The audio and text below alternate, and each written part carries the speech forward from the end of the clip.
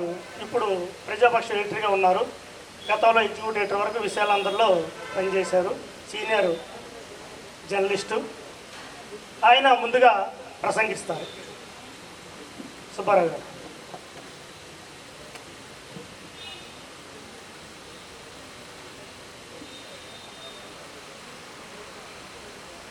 Hello.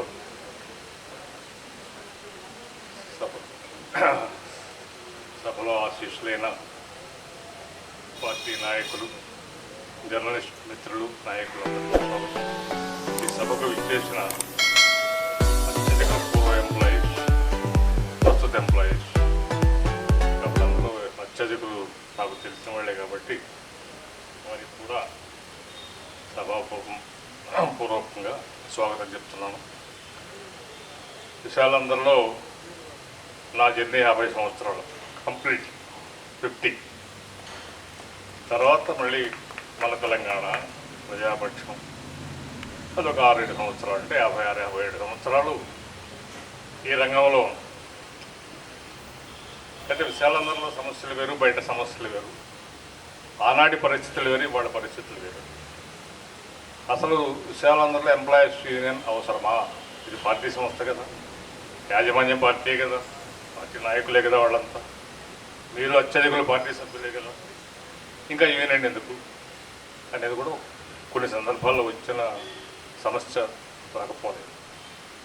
అయితే union ఉండవలసిందే. దాని అవసరం ఏంటంటే, అంటే ఇప్పుడు సంఖ్య తగ్గారు కాబట్టి కొంత వేరే సంగతి. ఒకప్పుడు 70-80 మంది ఎంప్లాయీస్ హ్యాండ్ కంపోజ్ రోజుల్లో ఉండేవాళ్ళు. వాళ్ళలో అత్యధికులు పార్టీయేతరులు, వృత్తిరీత్యా ఉద్యోగం చేసేవారు తప్పితే పార్టీ కార్డు హోల్డర్స్ కాదు. కాబట్టి వాళ్ళని ఒక పార్టీ నియంత్రణలో ఉంచుకోవడానికి కూడా ఎంప్లాయీస్ యూనియన్ అవసరమైంది. దీనికి ఒక ఫస్ట్ ఉదాహరణ చెప్తాను. నేను 66 చివరిలో జాయిన్ అయ్యాను సబ్ఎడిటర్గా. 69లో పెద్ద సంక్షోభం వచ్చింది. అప్పుడే 5-6 రోజులు పేపర్ ఆగిపోయింది కూడా. అది దాని ప్రసిద్ధమైన పేరు రాజగోపాలరావు క్రైసిస్. చాలామంది తెలిసి ఉండదు అసలు. అది కాటగడ రాజగోపాలరావు గారని 52లో ఎమ్మెల్యే, 55 ఎమ్మెల్యే, గుడివాడ, విజయవాడలో విశాలాంధ్రకి, కమ్యూనిస్ట్ పార్టీకి చేదోడు వాదోడుగా పెద్ద నాయకుడు. ఆయన ఎడిటర్ బలరామూర్తి గారు, వీళ్ళంతా అప్పుడు డిజిగ్నేషన్లు ఏం లేవు, ఏదో అప్పచెప్పిన పని చేసుకోవడం తప్ప. రాజగోపాలరావు గారు ఎడిటరు, మేనేజరు, సర్వం. అందుకని ఆయన పేరే సర్వాధికారి. ఆ దశలో ఇది కొంచెం అడ్డగోలుగా వెళుతున్నది. దీనికి ఒక ఆర్గనైజ్డ్ రూపం ఇవ్వాలి అని చెప్పి పార్టీ నిర్ణయించి టి వెంకటేశ్వరరావు గారిని ఇక్కడ జనరల్ మేనేజర్గా అపాయింట్ చేశారు. టౌన్ పార్టీ సెక్రటరీగా ఉన్న టి వెంకటేశ్వరరావు పార్టీ చీలిన తర్వాత ఈ సమస్య వచ్చినప్పుడు కొంతకాలానికి ఇద్దరికి పుస్తకలేదు. తీయని పాత లెక్కలు, డొక్కలు బయటికి తీయడం కొత్త అని చెప్పి ఆ టైంలో డిక్లరేషన్ రాజగోపాలరావు పేరుతో ఉంది. విశాలాంధ్ర డిక్లరేషన్ రాజగోపాలరావు పేరుతో ఉంది. కాబట్టి ఆయన ఇంజక్షన్ తెచ్చుకున్నాడు కోర్టుకి వెళ్ళి, ఈ పత్రిక నాది, నన్ను బయటికి పంపుతున్నారు, దీన్ని నేను నడపడానికి వీల్లేదని. తర్వాత మళ్ళీ అప్పుడు రాజశేఖర రెడ్డి గారు, తమ్మారెడ్డి గారు, వైవి కృష్ణారావు గారు, యలమంగారెడ్డి గారు, ఈ 4-5 ముఖ్యులు వారు వెంటబడి ఇక్కడ తలసాని వెంకటరత్నం గారి సహాయం తీసుకొని సరిదిద్దడానికి శాయశక్తుల్లో ప్రయత్నం చేశారు. కానీ సాధ్యం కాలేదు. అప్పుడు మళ్ళీ కలెక్టర్ దగ్గరికి వెళ్ళి మొత్తం పాత ఫైల్స్ అన్నీ తన పుట్టుగా, పూర్వోత్తరాలు, ఇది ఎట్లా సొసైటీ ఎగ్జాక్ట్లీ కంపెనీ లాగా సొసైటీస్ యాక్ట్ కింద రిజిస్టర్ అయిన పత్రిక విశాలాంధ్ర. ఇప్పటికీ అదే నడుస్తాం. అప్పుడు కలెక్టర్ గారు 4 రోజుల తర్వాత ఆ స్టే ఆర్డర్ తెచ్చుకున్న తర్వాత పత్రిక ముద్రణైంది. అది ఫస్ట్ క్రైసిస్. ఆ క్రైసిస్లో కొంతమంది ఎడిటోరియల్ స్టాఫ్లో, కొంతమంది వర్కర్స్లో రాజగోపాలరావు గారి పట్ల వ్యక్తిగత అభిమానం ఉన్నవారు ఉన్నారు. అది ప్రదర్శించారు కూడా. అటువంటి వారందరినీ భయపెట్టడము, బతిమలాడము, బయటికి పంపడము ఈ పని చేయగలిగింది మేనేజ్మెంట్ కాదు, తోటి ఎంప్లాయీస్ ద్వారానే, ఎంప్లాయీస్ యూనియన్ ద్వారా ఆ పని చేశాము. 2-3 బయటికి వెళ్ళిపోయారు తప్ప టోటల్ ఎంప్లాయీస్ విశాలాంధ్ర పక్షాలు నిలబడ్డారు. ఆ రకంగా విశాలాంధ్ర నిలబడింది, లేకపోతే అప్పుడే మూతపడింది. తర్వాత ఇంకొక సంక్షోభ దశ కాలం గడుస్తూ ఉంది. జీతాలు కొద్ది గొప్ప పెరిగినాయి, ఆదాయం తగ్గిపోయింది. దీనికి పార్టీ సబ్సిడైజ్ చేస్తున్నది. గిరిప్రసాద్ గారు కార్యదర్శిగా ఉన్న కాలంలో టి వెంకటేశ్వరరావు నెల నెల ఇండియన్ పంపితే ఆయన డబ్బులు పంపితే నడుస్తూ, అది పార్టీకి కూడా భారమైన దశ వచ్చింది. పార్టీకి కూడా భారమై ఇది ఇక దీన్ని మనం లాగలేము అనే నిర్ణయానికి వచ్చి కార్యవర్గ సమావేశాన్ని పిలిచారు. అప్పుడు ఎడిటర్ రాఘవాచారి గారు ఏమిటి సార్ అర్జెంట్ కార్యవర్గం పిలిచారంటే ఆయన చెప్పిన మాట, ఆబిచ్యువరీ ఎడిటోరియల్ రాయడానికి వెళుతున్నాను అన్నాడు.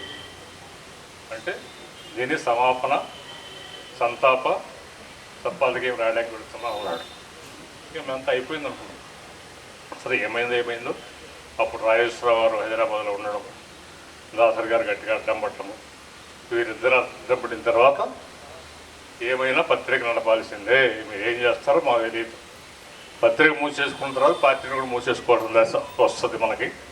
దాని ఇమేజ్, పార్టీకి ఉండే ప్రతిష్ట దిగజారిపోద్ది అనే దశలో అప్పుడు పార్టీగా నిర్ణయం చేసి విశాలాంధ్ర సంరక్షణ అనేది పార్టీ మొత్తం పూనుకొని అన్ని చోట్ల వీధుల్లో వసూలు చేసి సహాయం చేశారు. ఆ దశలోనే పాత పద్ధతులు నడపలేము కాబట్టి టెక్నాలజీ వస్తూ ఉంది అని చెప్పి కొత్తగా డిటిపి డెస్క్టాప్ ప్రాసెసర్ అంటారు, డిటిపి హ్యాండ్ కంపోజర్లో డిటిపిని ఫస్ట్ టైం ప్రవేశపెట్టింది విశాలాంధ్ర. అదేదో గొప్ప టెక్నాలజీని తెలిసి ఆహ్వానించి దానికోసం చేయాల, ఖర్చు తగ్గించుకొని దీన్ని నిలుపుకోవడం కోసం చేసిన ప్రయత్నం అది. అప్పుడు ఒక 4 రోజుల పాటు ఎంప్లాయీస్ యూనియన్కి ఎడిటోరియల్ స్టాఫ్, పార్టీ నాయకత్వం, గిరిప్రసాద్ గారు 4-5 సార్లు వెళ్ళాడు. ఇంత తర్జన పట్టిన తర్వాత ఆ సందర్భం కూడా వచ్చింది. ఎంప్లాయీస్ మాట వినడం వల్ల రామచంద్రరాజు గారు మాజీ ఎమ్మెల్యే ఉంటాం, ఆయన్ని గిరిగారు పిలిపించారు. ఏమయ్యా వీళ్ళంతా వార్డుల్లో ఉండేవాడు కదా, వార్డుల్లో పార్టీ ఉంది కదా, కొంచెం చెప్పండి నయం. ఆయన చాలా ముక్కుసూటి మనిషి రామచంద్రరాజు. ఏమండి గిరిగారు, ఇన్నాళ్ళ దాకా అసలు మాకు విషయాలందరికీ ఏమి సంబంధం లేదు కదా, ఇప్పుడు పిలిచి మమ్మల్ని అందులో జోక్యం చేసుకోమంటే మా మాట వింటారని నమ్మకం లేదు, మేము చేసుకోమన్నాడు. అట్లా వాయిదాలు పడి కింద పడి మీద పడి ఆఖరికి ఒక అగ్రిమెంట్ వచ్చింది.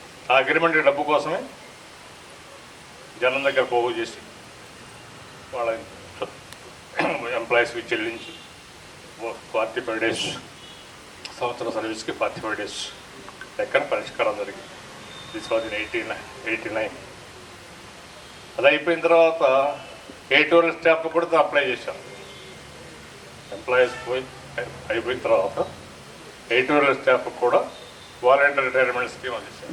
అప్పుడు దాదాపు ఉన్నవాళ్ళు 80% 5-6 మిగిలాం. రాఘవాచారి గారు, సారథి గారు, బాబు, స్వర్ణ, నేను ఇట్లా 5-6 మిగిలాం. అప్పుడు కొత్త వాళ్ళు రిక్రూట్మెంట్ అవసరమైంది. ఈ రిక్రూట్మెంటు పార్టీగా అప్పటికే కేడర్నిచ్చి ఆదుకునే అవకాశం లేదు. అప్పుడు మనకు తెలిసిన వాళ్ళని చుట్టుపక్కల మీరున్నారా అంటే ఎంక్వైరీ చేసుకుంటే అది పార్టీ ఫ్యామిలీస్ నుంచి, బయట నుంచి కాదు.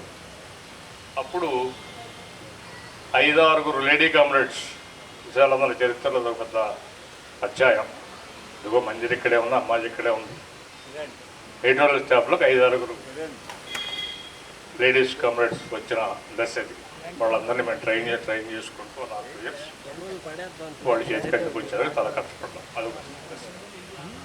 ఈ రకంగా ఎంప్లాయీస్ యూనియన్ పాత్ర ఎప్పుడు ఉంటుంది, నాయకత్వం కూడా దీన్ని గుర్తించాలి. అంతా మనమే కదా. నాయకులకి పార్టీ సభ్యులకు ఉండే అవినాభావ సంబంధంతో పాటు నాయకత్వానికి మ్యాండేటరీ అధికారం ఉంటుంది.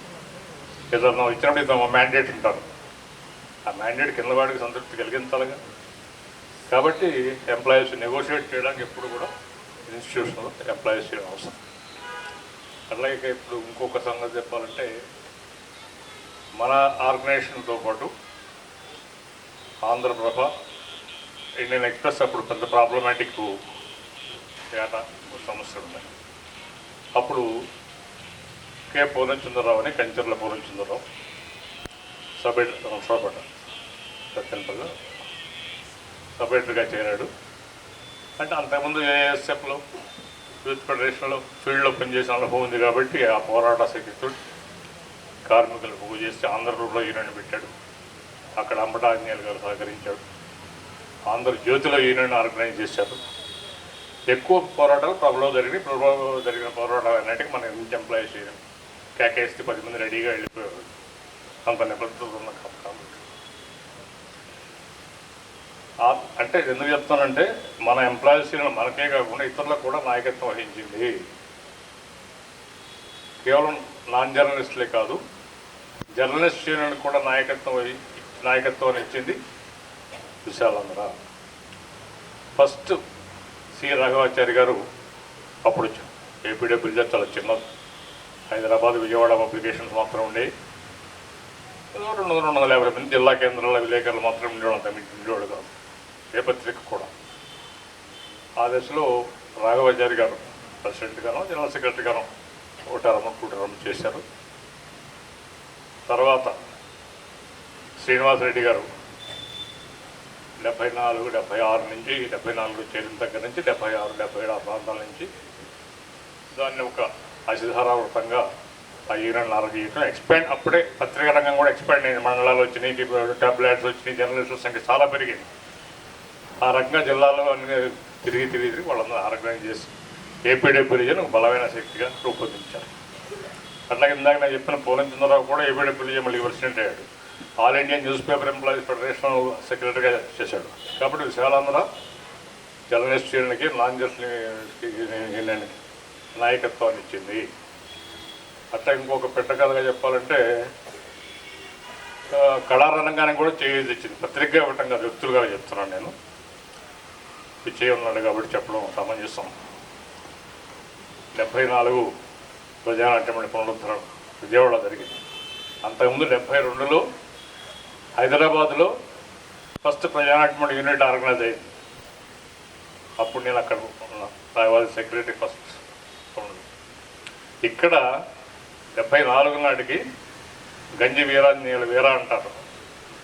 ధవళ సత్యము, ఎంజి రామారావు వీళ్ళంతా కలిసి ఎర్రమట్టి నాటకం రాసి వీళ్ళు ఇక్కడ తయారు చేస్తారు. అది ఫిలిప్ ప్రజానాట్యం పునరుద్ధరణకి ఒక ప్రాతిపదిక, ప్రోత్సాహం ఇచ్చింది. అంతకుముందు ప్రయత్నం జరగకపోవాలి పునరుద్ధరించాలని. ఎందుకో జరగల అంటే వీళ్ళే గొప్పవాళ్ళని కాదు. ప్రజానాట్య మండలి పేరుతో కాకపోయినా యువజన నాట్య మండలినో, అరుణోదయనో రకరకాల పేర్లతో కమ్యూనిస్టు పార్టీ లెఫ్ట్లో చెందిన కళాకారులు ఆర్గనైజ్ వాళ్ళ కార్యక్రమాలు చేస్తున్నారు. కానీ మళ్ళీ ప్రజానాట్యం రివైవ్ చేయాలనేది ఒక ఆలోచన ఈ 2 కార్యక్రమాల నుంచి వచ్చింది. అప్పుడు తమ్మారెడ్డి గారు నడుం గట్టి చేశాడు. నేను ఎందుకు చెప్తున్నానంటే ఈ తరానికి అలా తెలియదు కాబట్టి చెప్తాను. అందువల్ల ఎంప్లాయీస్ పటిష్టంగా ఉండాలి. ఎంప్లాయీస్ కూడా మధ్యలో లేదండి, స్థాపనలో లేదు, 64 ప్రాంతాల్లో వచ్చింది. అప్పుడు పట్టాభి గారు చెప్పేవారు 64లో పెద్ద క్రైసిస్ కదా, పార్టీ ఇంకా చీరల 62 చైనా వారు ఇంటర్నల్ స్ట్రగుల్ జరుగుతాం. ఎడిటోరియల్ స్టాఫ్లో పెద్ద పోరాటం అవడం జరిగితే, ఓటింగ్ జరిగితే సిపిఐ అఫీషియల్ లైన్ని బలపరచడానికి 1 ఓటు మెజార్టీ వచ్చింది.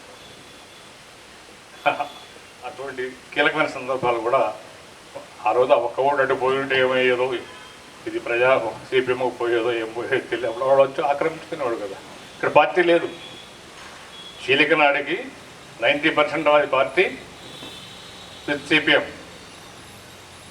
అక్కడి నుంచి వాడు తర్వాత అందులోంచి విడిపోయి అది బలహీనపడింది. తర్వాత మనలోకి వచ్చాడు కాబట్టి అప్పుడు సిపిఐ మళ్ళీ మీసాలు తిప్పుకొని మళ్ళీ మేము అనే దశ వచ్చింది. ఒడిదుడుకులతో కూడిన చరిత్ర ఉంది. ఈ ఒడిదుడుకులన్నింటినీ విశాలాంధ్ర అనుభవించింది, ముందు కూడా అనుభవిస్తుంది. ఇదేదో ఆటపాట కాదు. ఇక్కడ ఎవరో చేసి పనిచేసినా మన బుద్ధితో పాటు కొంత నిబద్ధత, త్యాగం చేసే మనస్తత్వం ఉంటేనే ఇక్కడ 10 ఏళ్ళు పనిచేయగలుగుతారు. అందులో ఇవాళ అవకాశాలు విపరీతంగా పెరిగిన అక్షరం ముక్క రానివాడు, తెలుగు రానివాడు, వాక్యం రానివాడికి కూడా ఒక గొట్టం పట్టుకొని ప్రచారం చేసుకునే అవకాశాలు చాలా ఉన్న రోజుల్లో కేడర్ని నిలుపుకోవడం కష్టం. ఇవాళ కాలమాన పరిస్థితులను బట్టి కేడర్ని కాపాడుకోవాలి, రక్షించుకోవాలి. కాకపోతే ఉన్న వాళ్ళతో సరిపెట్టుకోవడం కొంతకాలం నడుస్తుంది. ఈ తరం తర్వాత ఎవరు కాబట్టి దీన్ని ఫాలో అప్ అనే ఒక సెకండ్ లేయర్ జర్నలిస్టులు కానీ నాన్ జర్నలిస్టులు కానీ కూడా మనం తయారు చేసుకున్నప్పుడే దీన్ని 10 కాలాల పాటు నడపగలుగుతాం. ఈ అవకాశం ఇచ్చినందుకు, ఇంతసేపు నా సోదరి విన్నందుకు మీ అందరికీ ధన్యవాదాలు చెప్తూ సెలవు తీసుకుంటాం.